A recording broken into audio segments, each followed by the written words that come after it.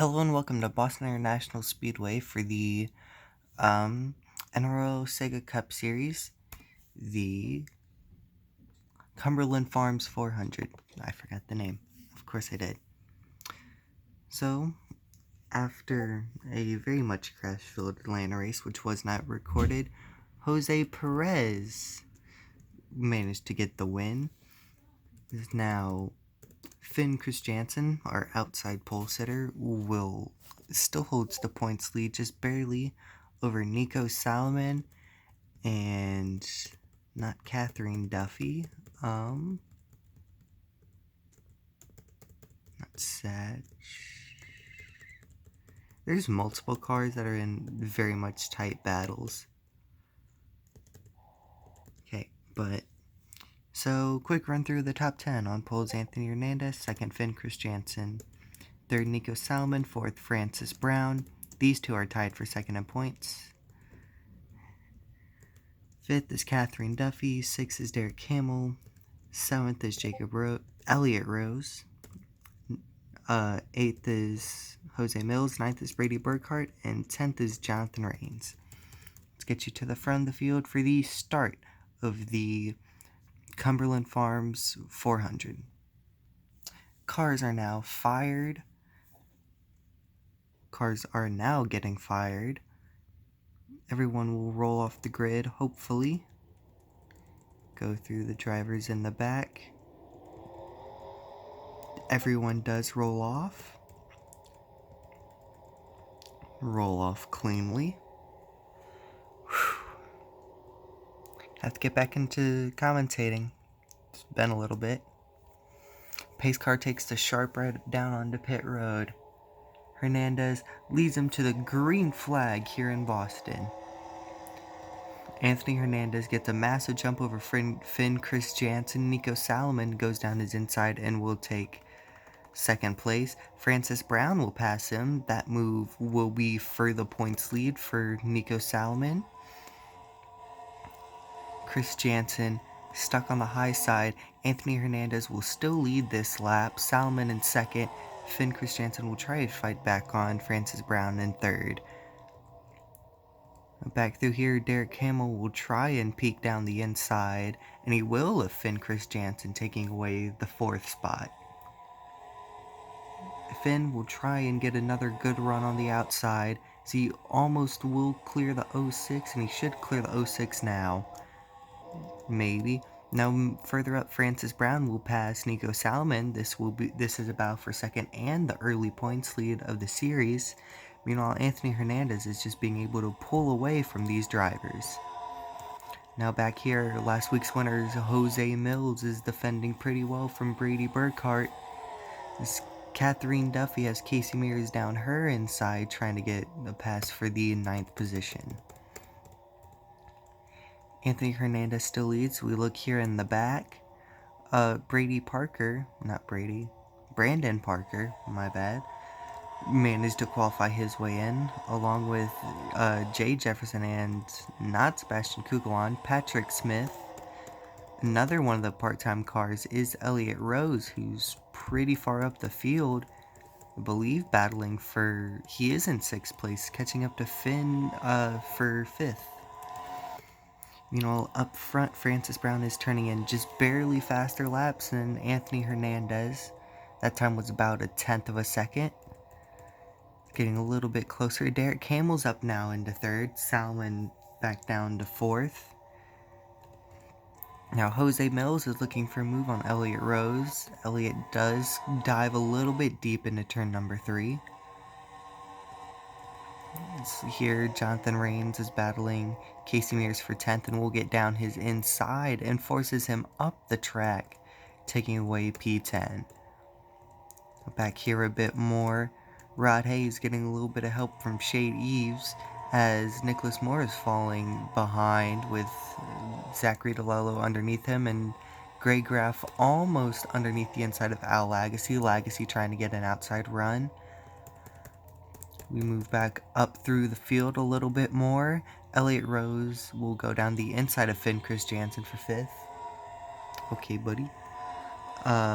Finn still powers on the outside, on the far outside that is, and will take away that 5th spot. That actually opens the door for Jose Mills down the inside of Elliott Rose, who runs extremely wide, losing spots back down to 8th.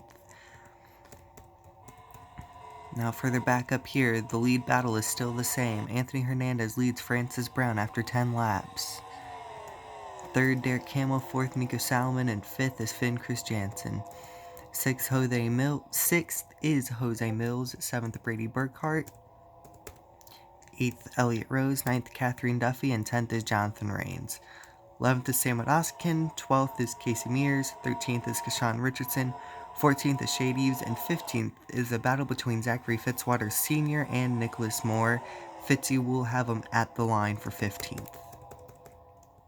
Now, Catherine Duffy runs extremely wide, falling back to 10th, maybe even more. Sam Odoskin just barely gets down the inside. Really thought Duffy was going to chop him off right then. People using the outside line. Duffy will take back that 10th spot. Did I see people going down pit road? That is camera. Not. Change car. Let's look back through here. No one is down pit road, but a really bad spot for Riley Spurley-Tube. Someone who's in the top 5 in points, 4th in points actually, just right behind that battle of Salmon and Francis Brown. Speaking of Francis Brown, let's go back up towards the front where he is.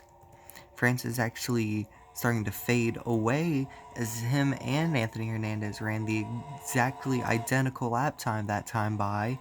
Looks like Francis will close in just a tiny bit this lap. Yeah, about half a tenth. Now back here, Aiden Burkhart just barely qualified his way in that 84 car. He's been struggling for points all season.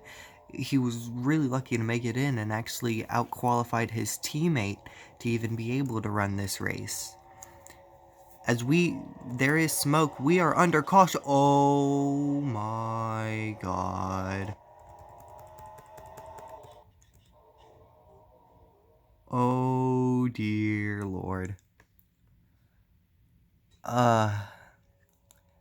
Vicious crash for Finn Christiansen. I don't know what to say. Let's watch the field go down pit road, then we will get a replay of that accident on lap 14. Anthony Hernandez will lead the field down pit road at a slow 55 miles per hour compared to how fast they were running. We see the damaged cars. Larry Hagan has terrible front end damage. Rod Hayes as well. Ooh, it's a big junkyard with that Catherine Duffy who was hoping to have a good day today. Will not. Finn Christiansen, who started outside pole, will not. That's annoying buzzing. Whoa. Here's the pace car. Anthony Hernandez will be first off. Jose Mills looks like he will be second off. Let's figure it out what happened involving Finn Christiansen and the others. Here we see what happened with Finn Christiansen and them off of turn number 2. He was just running high and got clipped by Brady Burkhart as he proceeds to spin down the track. He spins back up, barely avoiding Jonathan Rains, into the path of Catherine Duffy and his teammate. He gets nailed by Larry Hagan in the door. Also collected by Cassidy Mills and Dylan Mills. Multiple cars flip down. Some vicious hits. Let's take an onboard view with Catherine Duffy.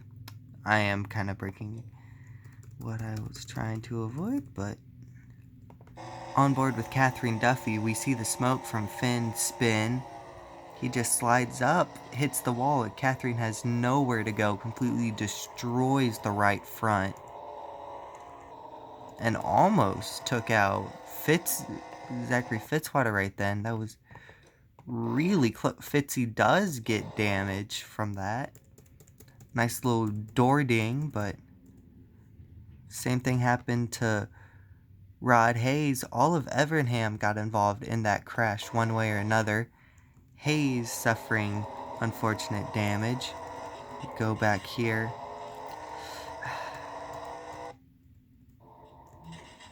It's Finn Chris Jansen flipping. Let's go on board with that. Not the double zero, with the one car. And see what he saw. That was a vicious hit for Larry Hagan as well. Just running right behind Riley Spurley Tube in 30th. Just gets nailed. Amazing that he didn't flip it over, but of course, as we know, Finn Chris Jansen, a very vicious ride for that 9 car.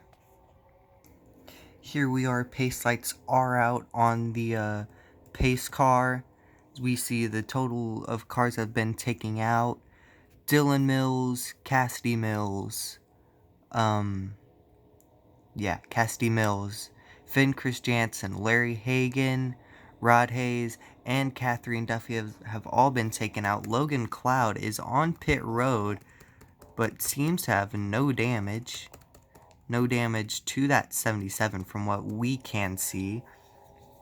There could be a problem with the on the mechanical side of things, but nonetheless, Anthony Hernandez will lead Jose Mills, Nico Salomon, Brady Burkhart, and Shade Eves to the green flag.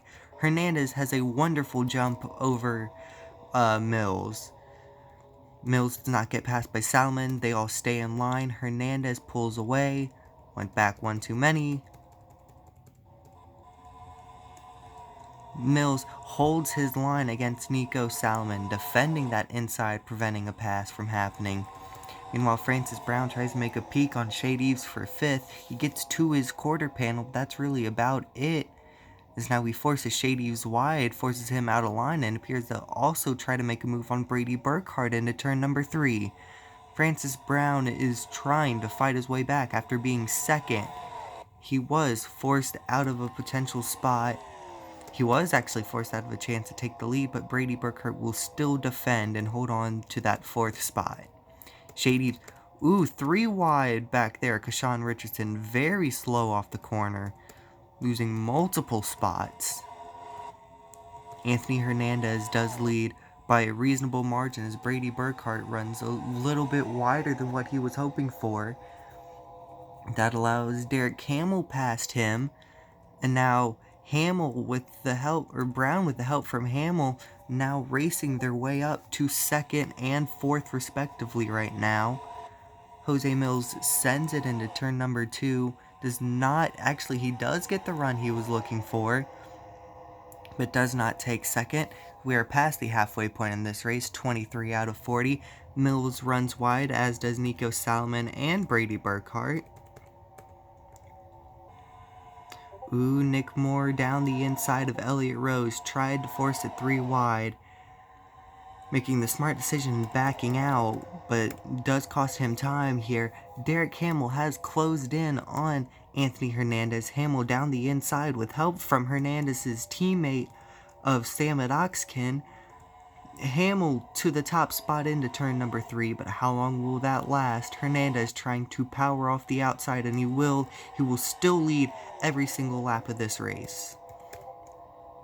Sam Oxkin running close behind. Derek Hamill gets by Anthony Hernandez. We are coming to 15 to go, this time by. Finally, a non-Hendrick car will lead a lap here in Boston. But how long will that last, as Oxkin is close behind Hamill? Logan Cloud is still on pit road. It appears that there is an electronic problem, as he is now 10 laps down. As 3 wide, Anthony Hernandez is fading and fading fast. Elliott Rose will hold that bottom line, trying to fight for a top 5 position. Derek Hamill now has over a quarter second over Sam Oxkin. Whoa, that was a little aggressive. Francis Brown down the inside of Al Lagasse for 3rd, as Elliott Rose will try to fight down the inside of Anthony Hernandez for 5th. Anthony runs a much higher line than what most people expect for that corner. and will still hold 5th place. Does Elliott try and force him out of line? No, he does not. As we get back up closer towards the field, the gap remained the same. Maybe only a little bit of an advantage towards Hamill. Oxkin sends it a little bit deeper into turn 3 and 4 this time, trying to fight and take this race win. 12 laps to go now. Oxkin has closed, but only by about 600ths. Al Lagasse finds himself in 3rd and also closing on this battle much faster than what Oxkin is closing on Hamill. Top 4 have broken away a bit. Elliott Rose now has to battle from Nicholas Moore for 6th place. More down the inside of Elliott, almost down the inside of Anthony Hernandez, and actually will go down the inside of Hernandez for 5th. Moore trying to get his first career top 5 here. Hernandez runs a bit wide, so does Elliott. Elliott does not get the run on Moore, as now the gap between Hamill and Oxkin has expanded with 10 laps to go. But both Oxkin and Lagasse are running faster laps than Hamill, just barely. Back here in 5th, Elliott Rose got down on the inside of Nicholas Moore.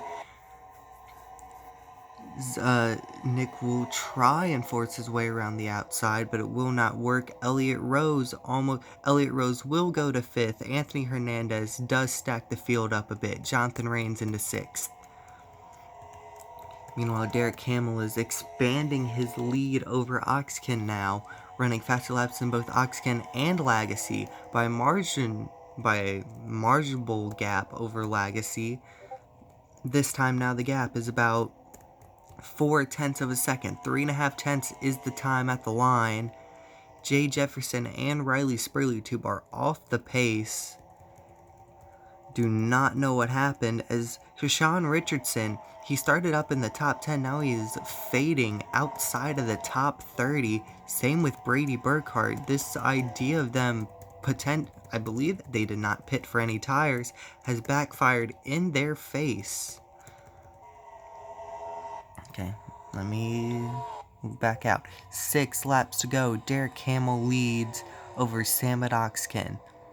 The gap this time closes just a very tiny bit. It will not be enough in this amount of time for Samad to make up any room. He has to close by at least 1/10 every lap if he wants to make a pass. Now here we go to 5 laps to go. The gap is still about 0.3 at the line. It is down just a little bit, almost to 1/4 of a second. It will still not be enough. The closest Samad would get is to the back bumper of that 06. Hamill still leads. Lagasse is starting to fade back. Francis Brown is starting to fade back a bit. Jonathan Rains tries to power on the outside for 5th. The gap that time by is 0.3. Hamill is pulling away with 4 laps to go in this race. Al Lagasse has tried to contend, but he has fell back too far to even be a factor. Could Jay Jefferson and Riley Spurley-Tube become a factor? Potentially, maybe not. 3 laps to go. The gap is now over 0.3, 3.5 tenths. As it appears Hamill has found a second wind in that car and is now pulling away from Oxkin. Off of turn number 4, coming to 2 laps to go. Hamill, this time the lead shrinks, but only by 200ths. It will not be enough for Oxkin to catch. While back here, there's a big gaggle of cars for 5th. It appears Jonathan Rains will hold that spot, but for how long? Off of turn number 4, Derek Hamill still leads over Samad Oxkin. White flag is out for the 06. Hamill through turn number 1 and 2, running clean lines, the same lines he's been running all week, or all race. Hamill, since he took the lead, in comes Sebastian Kugelon in the back. This may not play a factor. No, it will not. Derek Hamill off turn number 4 will win here in Boston. A lot of cars are pitting, really trying to run through the field. Woo. Hamill ran a really fast lap, expanded the gap by over half a second in one lap. So we take a look through the field. Your top 10 are Derek Hamill, Samuel Doxkin, Al Lagasse, Francis Brown, Jonathan Rains, Zachary Fitzwater, Elliott Rose, Nicholas Moore, Zachary DeLello, and Jake Galloway. Now, Derek Hamill will celebrate with his team as they have picked up their first career win and the third different driver to win in all 3 races of the NROL SEGA Cup Series. I have been your announcer, Jacob Rose, and I would like to thank you all for watching, and have a great rest of your week. Next race should be out maybe tomorrow if I can record a little bit more.